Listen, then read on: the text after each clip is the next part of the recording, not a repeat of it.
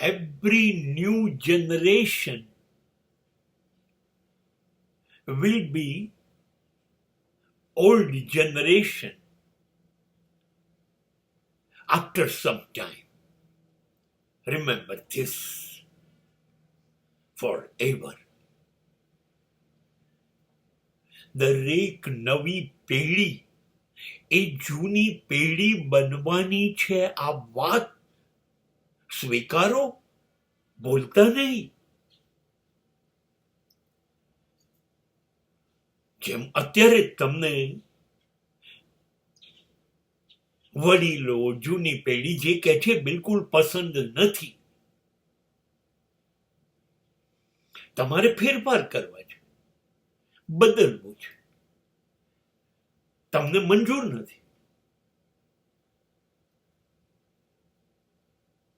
એ વાત વડીલોને મંજૂર નથી. મને એ વાત કહો. વડીલોને મંજૂર નથી.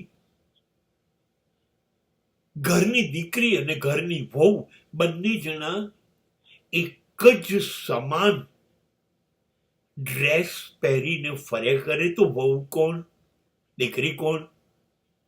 બહારથી આવનારને ખબર નહીં પડે. આ એમની સમજ છે. એટલે વહુએ સાડી પહેરવી, લાજ કાઢવી વગેરે એમની માન્યતા હતી. હવે નવી પેઢીને આ મંજૂર નથી. તો તમે કહો કે એ લોકો ડ્રેસ પહેરશે. ઓકે, ચાલો. વડીલોએ આ સ્વીકારવાનું પણ રાખ્યું. વડીલોને દુઃખ થાય છે. પણ આ નવી પેઢીને હું ઇશારો કરી રહ્યો છું કે તમે બહુ સ્માર્ટ છો. તો તમારું સર્જન, તમારી આવનારી પ્રજા તમારાથી 10 ગણી સ્માર્ટ હશે.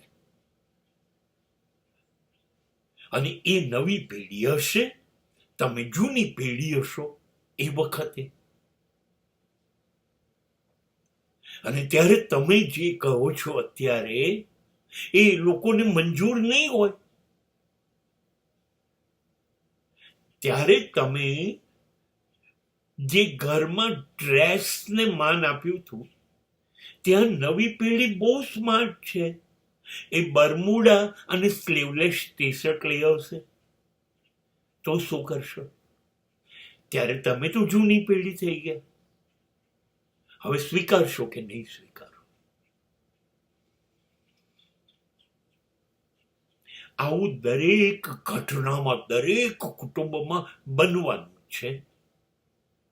એટલે દરેક નવી પેઢીએ એ યાદ રાખવાનું, પાછળ આવી રહી છે એ જનરેશન તમારા કરતા 100 ગણી સ્માર્ટ થવાની છે. અને એટલું બધું નવું કરશે જે તમે પણ નહીં સ્વીકારી શકો. આવું બનશે એની ખાતરી રાખો.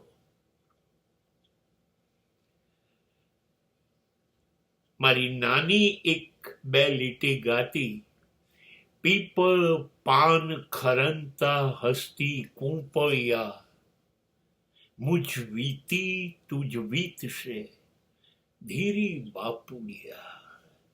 દરેક નવી પેઢી જૂની પેઢી બનવાની છે.